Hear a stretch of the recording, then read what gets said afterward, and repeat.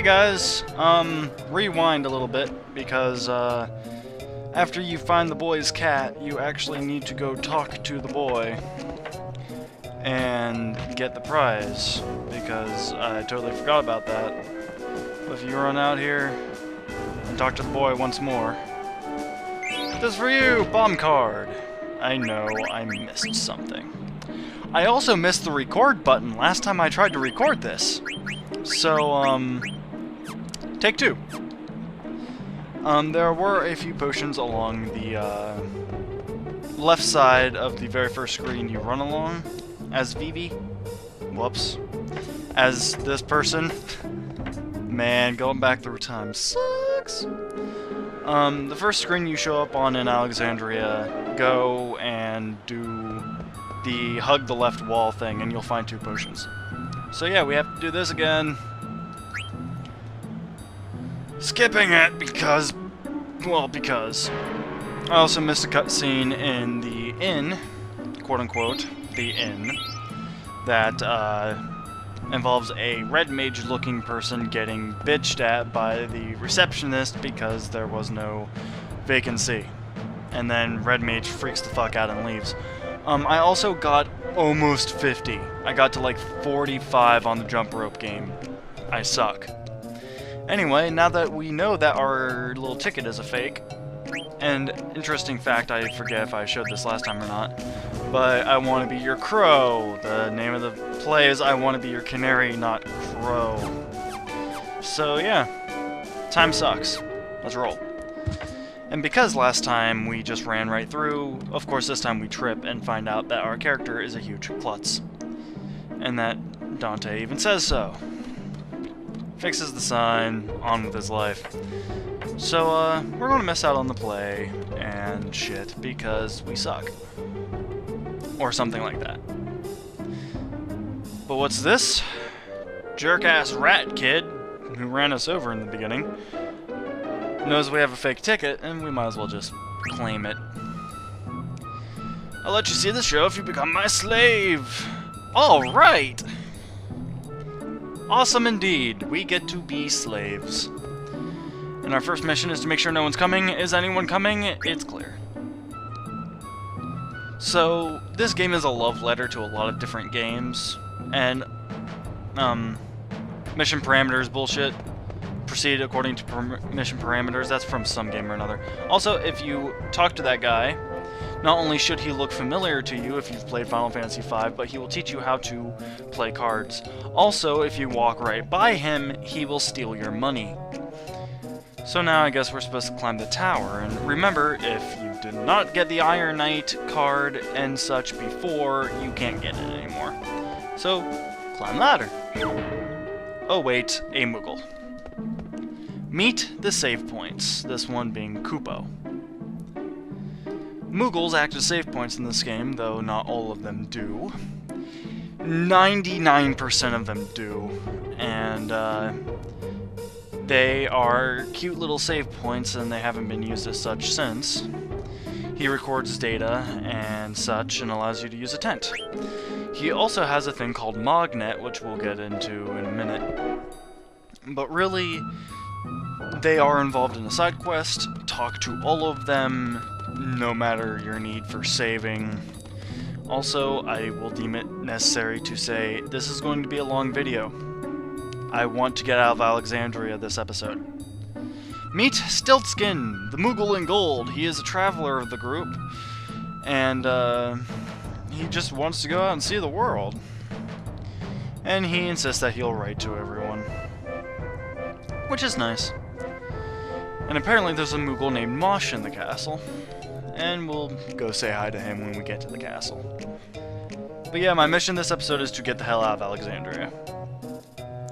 But, basically Stiltskin is the uninitiated leader of the Moogles. We speak to Kupo immediately, and already activate Magnet. It's a mail service between Moogles that allows them to get mail from each other. But the delivery service is being a little funky, so we are going to take up the mission of delivering mail. And his first desire is to send mail to Monty. Not Mosh, but we'll see them later. Also, save. You may notice 3 files, because I'm an asshole.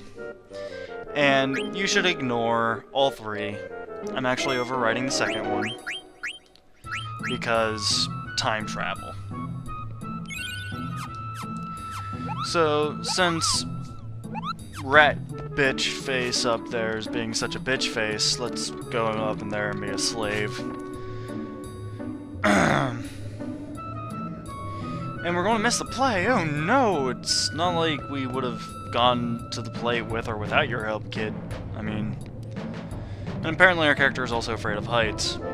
They pretend he's a silent protagonist, but there were 2 cases in the opening where you actually see him talk. First is in the cutscene in the inn, and second was with that Moogle just now, where he's apparently the pointy hat kid. And the last one was fine. Will this one be fine? Nope. Death. And he just laughs it off. But if you're running along the rooftops, look for nests, and you get money from them. Also a third. And this is where we actually find out the name of our character being Vivi. I totally didn't already say that. Funny name, I know. And you are Puck. The things I could say to you. We could just straight up follow him to where we're supposed to go, but there is a nest down here. And a nest in the northern corner of the area. I say corner, but it's not really in the corner. Northern section of the rooftops. Giving us more gold. And we're going to need all this, might I add. So, yeah. Without further ado, here we are. The castle wall, apparently the most defended position in all of fantasy game history. Because 2 kids with a ladder got in. Brilliant.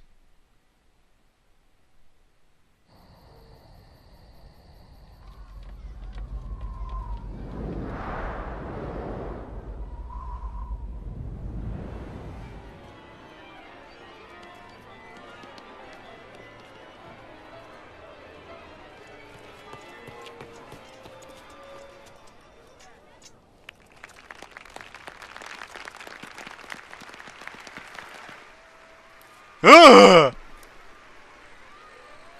The fuck?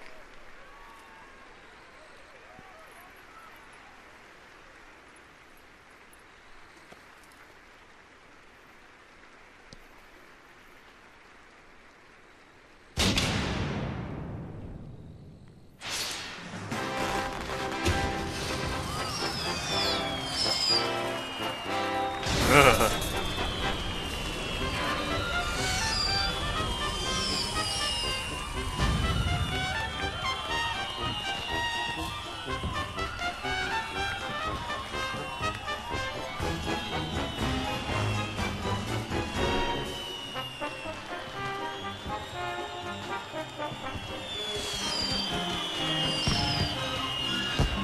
I didn't know elephants could dance. Ugh. Damn it. Anyway, this next scenario is going back to Zidane and Tantalus as they perform the play to act as a distraction. For those of you who weren't paying attention last time, also there were 2 references already. The first reference was in the opening of the cutscene where you saw 2 moons. That is actually a reference back to Final Fantasy IV, there being 2 moons. Also, the name Princess Cornelia. Cornelia is actually the name of the very first town/castle in the original Final Fantasy. Marcus is just the name of Marcus. I don't know if that was the character's name in the play, but ooh well. Also, this play is almost Hamlet or like Romeo and Juliet-ish. I'm not entirely sure what it's trying to represent, but it's one of them. Also, this is quite possibly my favorite track in the entire game, and it's the only time it plays. So, enjoy. Also, this is auto-advancing text. Cannot do anything about it.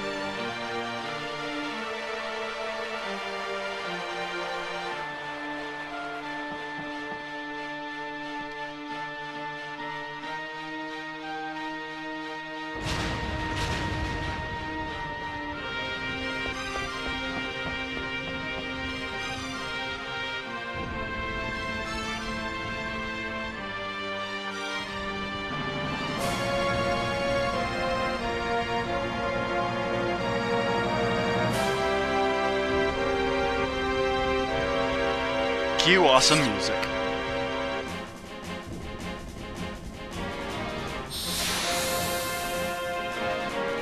Alright, this battle is another scripted one, but with a few perks. One, we've lost the ability to steal, so there's nothing to steal from Baku and these two gremlin dudes. They're like hippos or some shit. Instead, we get special effects, which are direct parodies of actual spells in Final Fantasy IV.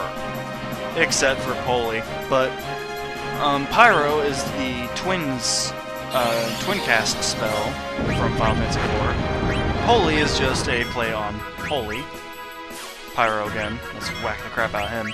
And Meteo. Meteo is actually the name of the spell, but, you know, parodies.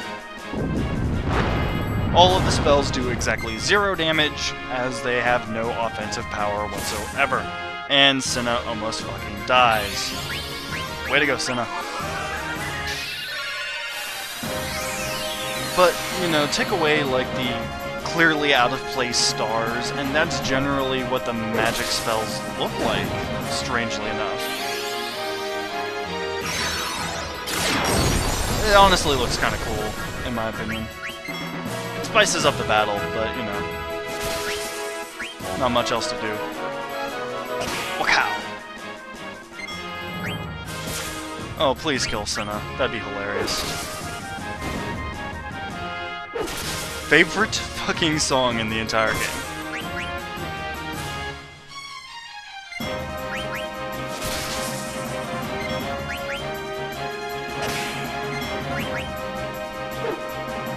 Aww. First miss. That's it. Scripted fight. Ooh. Okay, I won't say it's my absolute favorite song in the entire game, but it's definitely way the fuck up there. I love that track so much.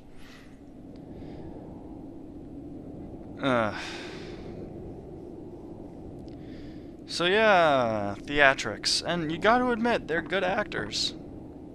If nothing else. And it looks like Blanc, or Blank, or whatever the fuck, is turning tail. Or, well, I don't know. Traitor. And here is a cooler minigame-ish thing, where we get to initiate the sword fight. It isn't an actual battle, it's just a quick-time command thing. And if you do it perfectly, you get a lot of money and also a prize afterwards. I don't know if I can do it perfectly given the delay, but I will definitely try. Getting complicated already? Nope, I screwed up. Shit. Shit, shit, shit.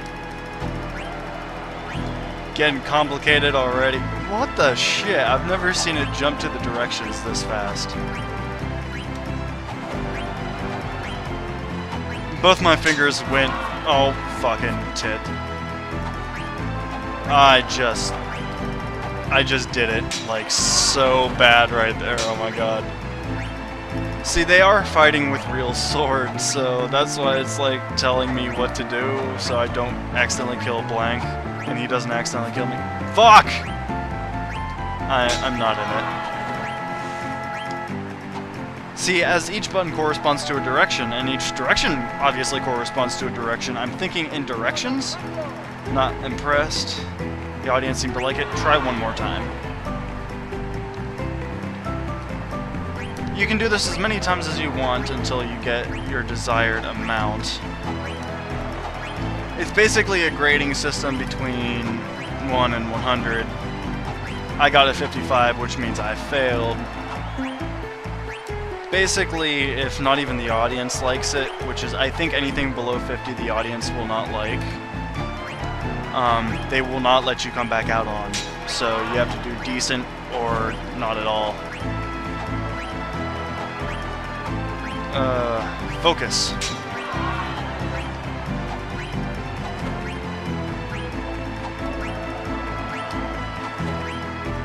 I need to stop thinking with directions and start thinking with colors.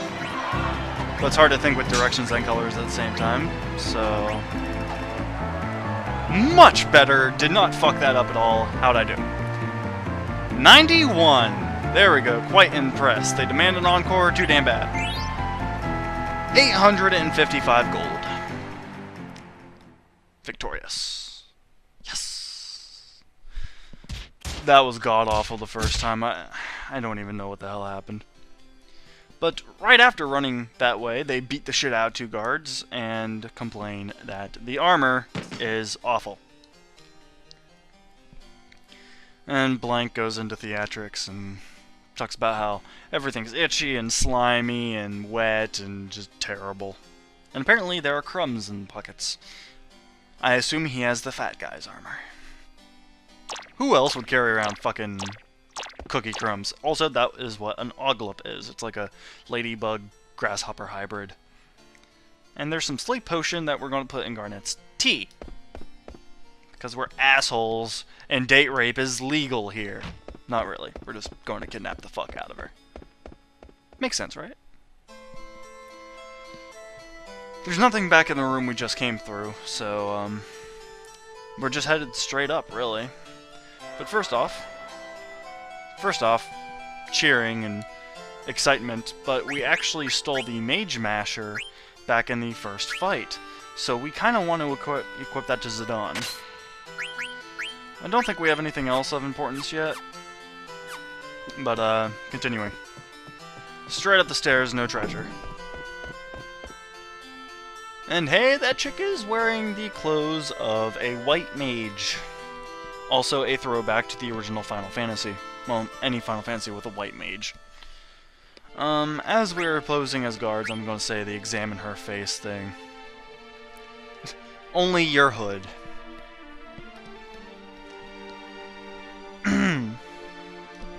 Also, Zidane's kind of a playboy. He likes to flirt and hit on and go on dates and act like an absolute stud. It's not only with her, it's pretty much with goddamn everyone. At least for the first half of the game, and then he kind of cools it down a little bit, but not really, and you'll get it. Again, he's really bad at pickup lines. But, away she goes, running them over. And that was Garnet. So, chase sequence activate. This game is just full of awesome music, and this is no real exception. Meet Zorn and Thorn. Zorn is kind of like the leader of the two, and Thorn repeats everything Zorn says only in Yoda speak. And even then, like, he tries to contradict Zorn at every possible turn. They are kind of the creepy clowns of villainry.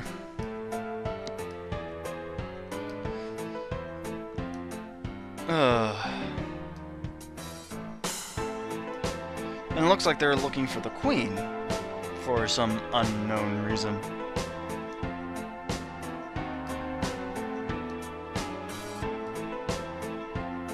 And they really are clowns. We'll see pieces of them as we continue along, but really they're not long for any huge cutscenes or whatever. They are plot important, though. It looks like the captain of the Knights of Pluto, why Pluto? I'll get to that in a second, is stopping them from running to see the Queen, whereas Beatrix, a character we will get into in a while, is going to help, I guess.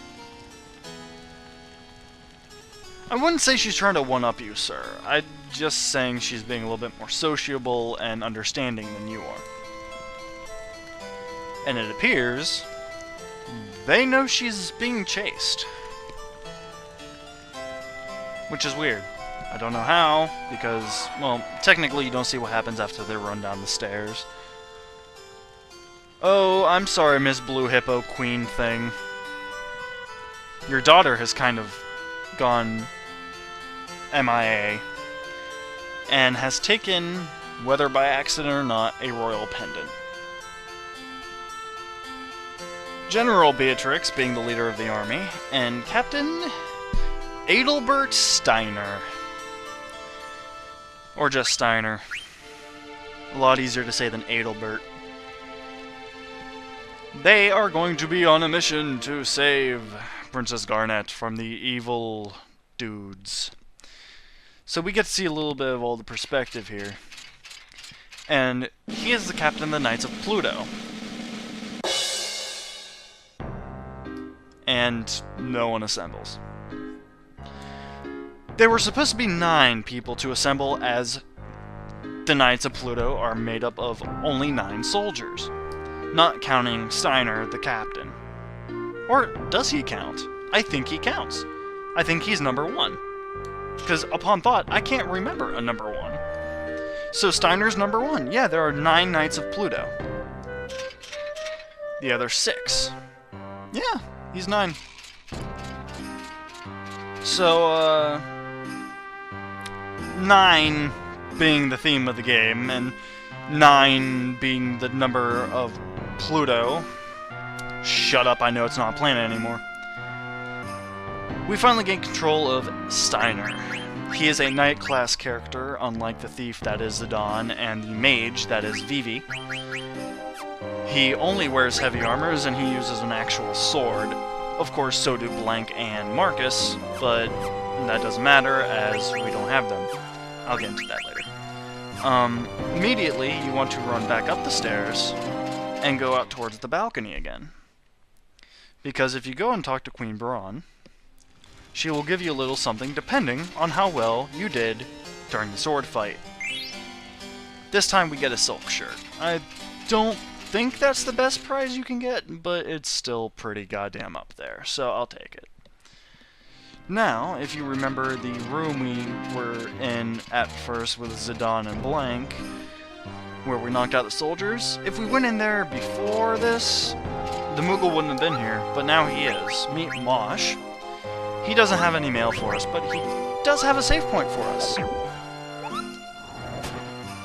So let's do that. So I'm essentially just saving over the datas that I had been using previously. I'm an idiot. And there you are. Onward!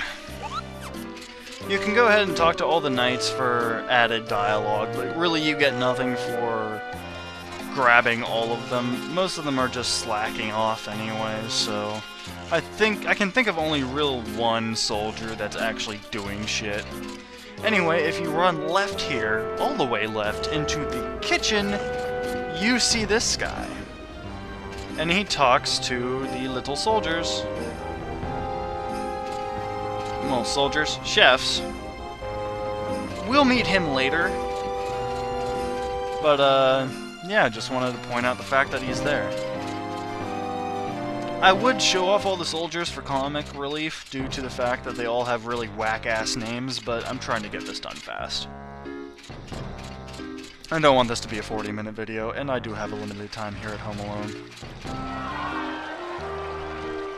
And he's upset that he's missing the play, but if he doesn't get the princess before everything goes down, then he's going to be kind of laughed at. So I pretty much know where all the knights are. There's 2 in the immediate starting room. There's 1 running around the stairwell, like the upper stairwell. There's 1 in the right side dining hall. There's 1 in the stairs here. There's 1 right outside this tower.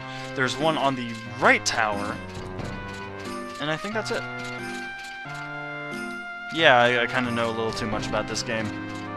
There are some very little things I don't know, rather. But 80% of everything I know is reference to other games. Fatigue? Well, maybe you shouldn't be fat or wearing that much armor. And right across the other tower, if you had only climbed it, is the princess and Zidane. Being hounded by brigands! Yeah, you kinda ditched the armor. Oh well.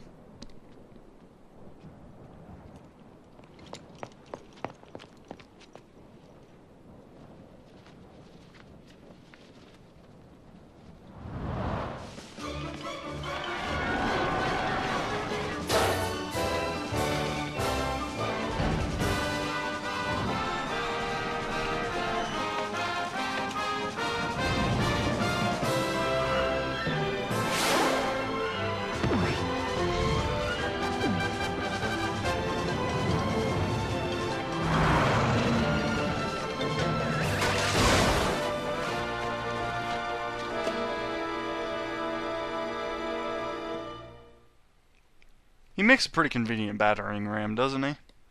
I mean, just a thought. He hit that building with a lot of finesse and it broke everything.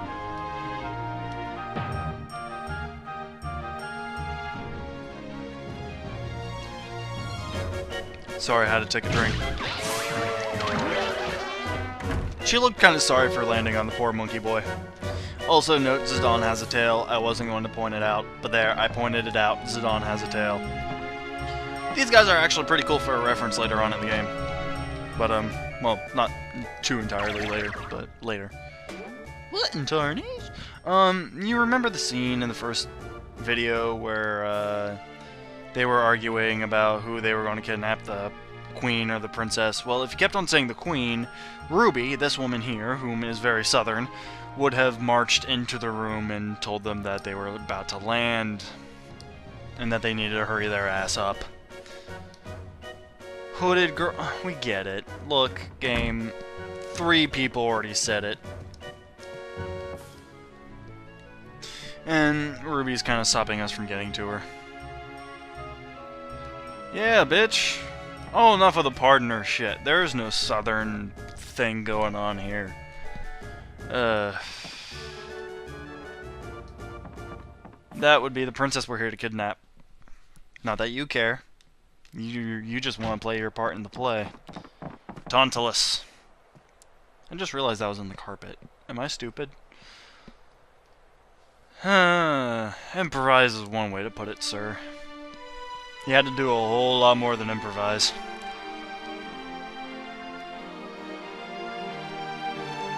Yeah, we kind of figured it out. Due to your speech and the fact that the white mage hood, yeah. But, Garnet till Alexandros. I used to be able to say that perfectly, but... there you go. That's her full name. Garnet till Alexandros. She wants to be kidnapped, which means we've been chasing her all this time to get her to ask us to kidnap her. She wanted to chase us somewhere where we'd be safe from ears, and she probably thought we were trying to get her to slow the fuck down and stay in the castle, but she wants kidnapped. So we're going to do what we originally set out to do and kidnap her ass. Her 16-year-old ass. I don't know how old Zidane is. I think he's like 22. Also, yeah, Gwenna has piggy face. Piggy face. And he's going to help us get out. Awesome. Sprint. Also, no Princess Counter fans of Matt. He's doing the Princess Counter, not me. And Steiner is a huge culprit of this bullshit. Where have I seen that armor before? I'm sure I'll figure it out eventually. Yay, a dead end. Well done, Piggy Pig. Nice flipping table, sir. You built an escape hatch in an airship. And you didn't even close it when you jumped in. That would have been perfect. And boom.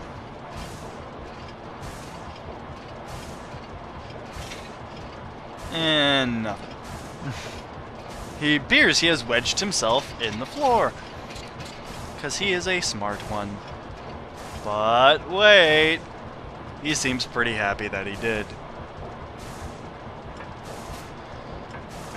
Now, we're going to be in control of Zidane a little bit longer, but he's hitting on her still, even knowing she's a princess. Because he's a genius like that. And apparently she's been training to escape the castle. Idle banter. Fancy. There are 2 treasures in this room.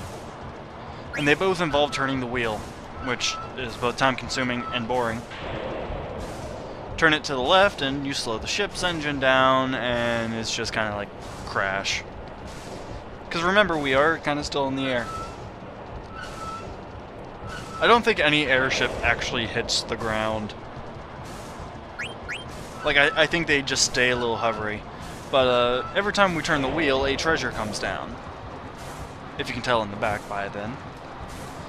We revved it up too far. And you can even tell that the, like, what you would have thought was an animated static background kind of deal, it actually changes to emphasize the change in the engine speed.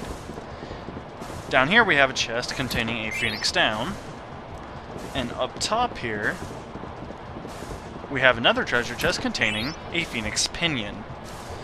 The difference, you might ask?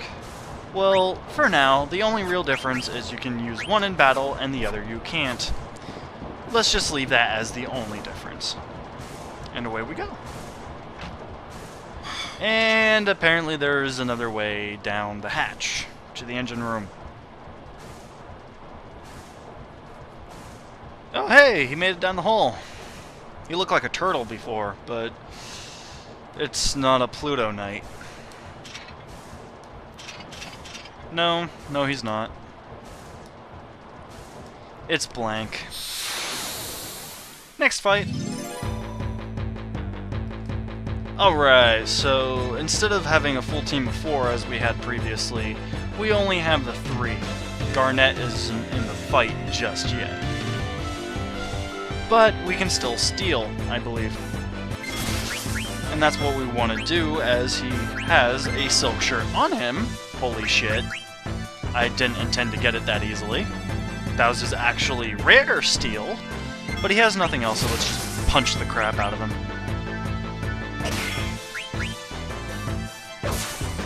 Every single fight in the beginning of the game is like this.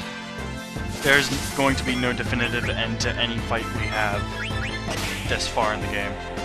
But it's over already, so who cares? And kaboom. Remember what Blank was holding, by the way? A bag of Oglup. Yeah. Bag of Oglups. So now the room is completely filled with ladybug grasshopper hybrids. And everyone's freaking out because they're disgusting and weird. And they, of course, just run out of the room. Because Adon is no wussy boy. And on to the play. He kind of looks like a piggy pig too. So it looks like, in the play, Marcus has been captured. And he loves Cornelia. But the king, Leo here, also known as Baku, the leader of Tantalus, wants her to marry, Schneider. Prince Schneider. And in 3 chimes of the bell, they are going to put him under an axe. And I don't know if you know, but axes hurt. So, yeah. Dead end again. Way to go, Senna. Number 2. Alright. Playtime. And Senna just got punched in the face. By a gauntleted hand. And he's kind of like stalling because something's supposed to happen. Yep. Improvise, because this is going great. Also, hi Steiner. Welcome to Showbiz. She's slow on the uptake. It's her idea after all. Hey, she gets it. Have you now? Well, this is her favorite play. Actually. Straight into acting.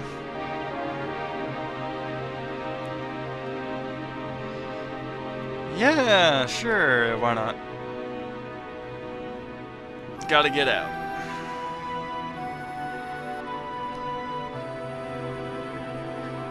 And they kind of have to finish the play is the problem, because if they just hightail it now, they'll get attacked. And now Steiner's Prince Schneider. which is hilarious because he doesn't know a damn thing about plays. Oh, Steiner. There's too many of them. Exactly the same amount of us. Nah. It's kind of a huge metaphor for exactly what's going on. It's kind of strange like that, actually. And I guess the king was the cause of the Marcus in the play's death. Parents' death, rather. And fake cut. Nice catch, by the way, because that is a real sword.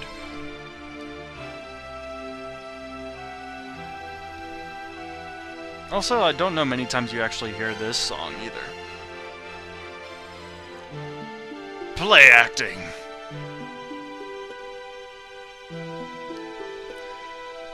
Oh, play acting.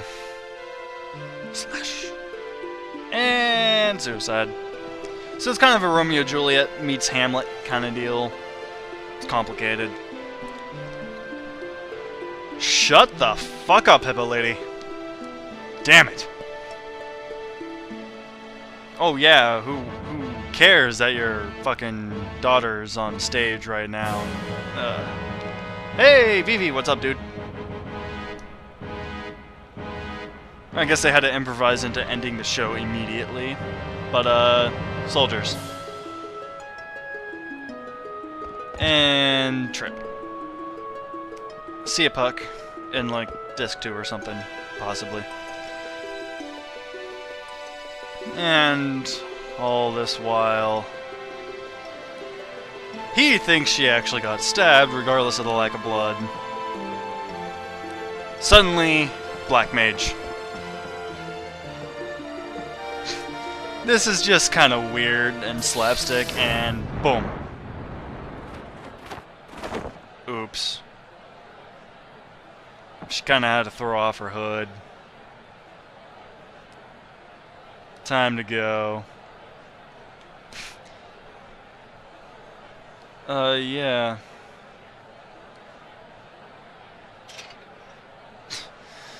Cannot comply. Apparently he's a computer. I'd believe it. Sir Rust-a-Lot. Prepare to see a theme here somewhere. You kinda tripped there, son. Oh yay! Battle. We still don't have steel, however, as we are still on stage and not everyone has caught on to our ruse yet. So unfortunately Marcus and Zidane are without the steel command. However, we do have Garnet and Vivi here, which is our first example of white and black magic. Now, as far as black magic goes, it's always going to be your damage-based magic, or status ailments such as slow or poison. He also has an ability called Focus, which wastes a turn. However, the next turn his magic damage will be twice as powerful. Garnet has a Summon command, but with only 46 MP, she cannot cast any of this and will never cast any of it, at least for a while. Shiva, Ifrit, Automos, Odin, and Bahamut. However, she does have standard white magic to cover her ass until later. She has Protect, Panacea, and Cure, which means she can cover the party and heal everyone. So that's your general explanation of white magic and black magic. So there you are. As for the two soldiers that were with Steiner, you just hit them once and they're gone. But Vivi, as long as he's single targeting, is a huge damage dealer, especially after a focus. Only a flesh wound. That is a huge reference to Monty Python and the Holy Grail. I don't know how they got away with that, really. It's kind of bad, really. Kind of, really. Really, really bad. But yeah, it's time to Vominos, as our cover has been completely blown. So, yeah, run.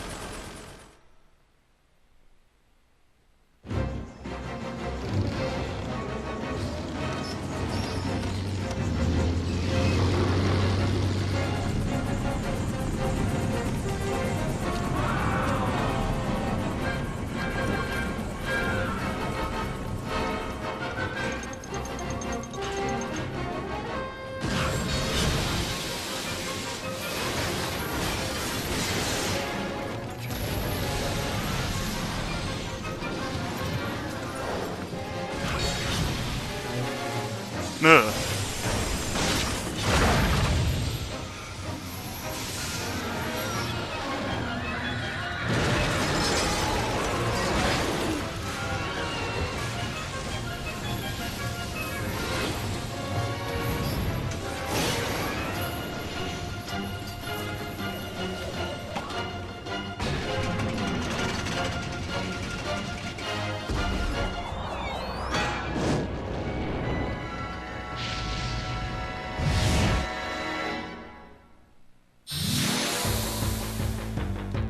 Right back into it.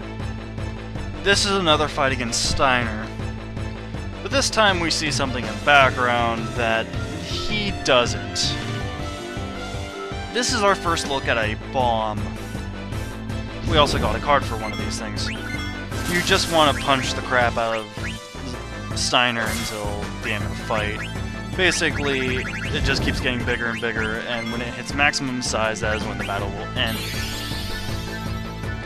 Steiner does hit a little hard, so you kind of want to make sure everyone's safe. Keep Garnet around to heal, if you have to.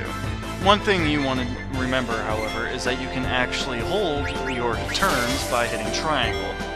It will go over to the next available character, which is nifty.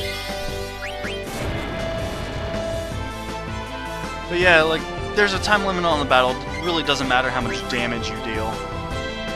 And everyone's trying to warn him, which is the best part. And he doesn't even believe the princess. So, he kind of deserves what's about to happen to him. Let's be honest here.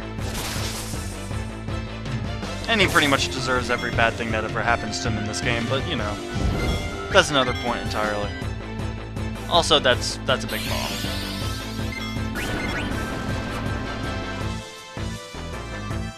But this is the final battle of the intro. Basically, the last battle you really can't lose.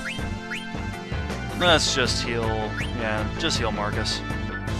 Indeed it is, Vivi. Indeed it is. A very sizable bomb.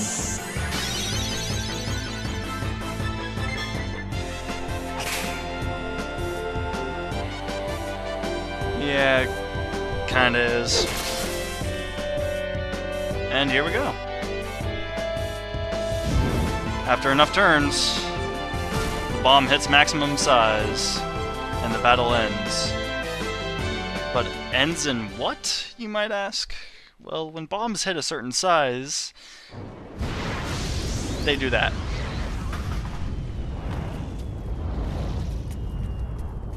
With no regard of Garnet's life.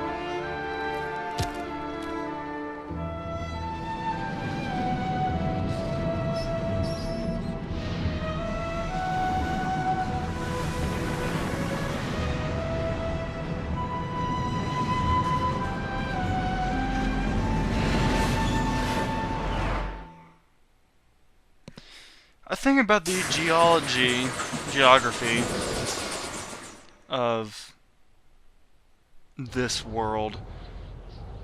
On this particular continent, under a certain level, it's covered in a thing called mist. And we're below that level now.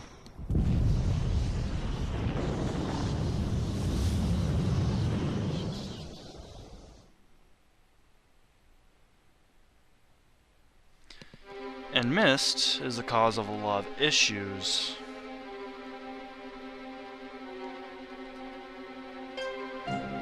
Such as monsters.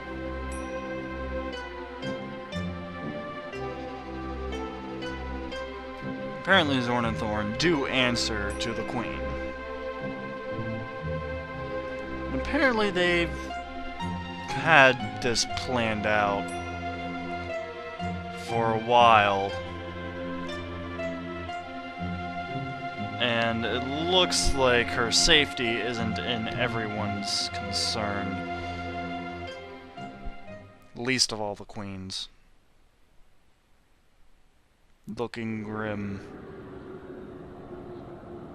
But not quite as grim as the fact that Zidane jumped from a fucking airplane. Yeah, he didn't get blown out, he kinda just jumped to save his own skin. And there lies the Prima Vista. Kind of on fire.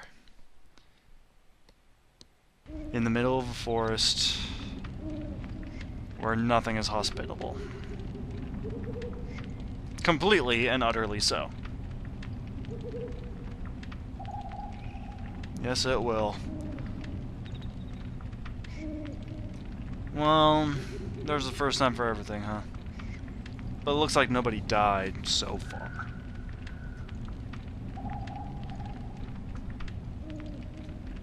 Go Gunplank.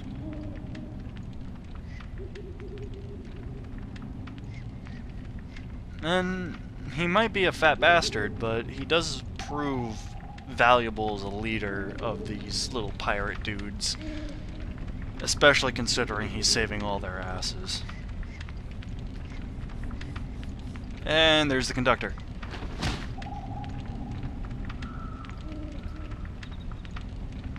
Uh-oh. Garnet's gone. Huh. Well, that'd be a thing. Yeah, well, the Queen really wasn't helping your cause on keeping her alive now, was she? And looks like Zidane got off the cliff, too. And he says it nonchalantly. Like, how is everyone? Oh, by the way, I'm fine. I only got thrown from a falling airship. Yeah... she's missing, and this is our first ATE, Active Time Event. It basically allows you to see things that are happening elsewhere than our main character. So our first ATE is the Forest Keeper, where we see Garnet and Vivi running from something.